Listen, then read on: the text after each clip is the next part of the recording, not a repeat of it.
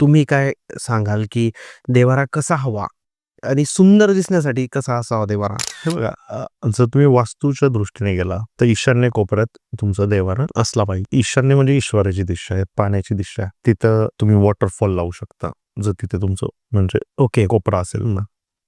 आणि मंदिर, तुम्ही जसं मंदिराचा प्रश्न केला तर मंदिर हे सागवानात हवं. सागवानात म्हणजे ते आता रेडीमेड पण खूप सुंदर सुंदर मंदिर मिळेल, पण डिझायनर जरी पाहिलं तरी त्याचा मेहरब मिनिमम सागवानात आला पाहिजे.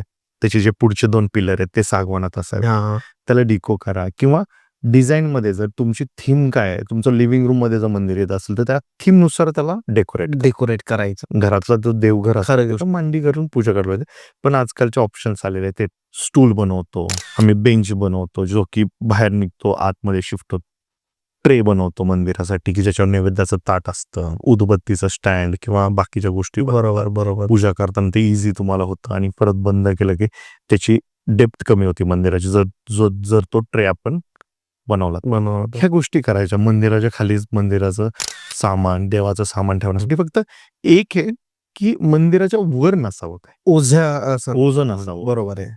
कळस नसावं मंदिराला, मेहरब असावा. घरातलं देव घराला कळस नसावा. कळस नसावा. ह्या ज्या 2-3 गोष्टी आहेत ह्या फक्त ॲज पर डिझाईन तुम्ही इम्प्लिमेंट करा. मी आता इंटेरियरच्या ह्याच्यासाठी आलोय बोलायला. हां. तुम्ही वास्तूमध्ये पण तुम्हाला भरपूर गोष्टी सांगू शकतो. नेक्स्ट टाइम आपण त्याच्यावर पण पूर्ण व्हिडिओ बघण्यासाठी YouTubeवर जाऊन बँटर विथ चेतन सर्च करा.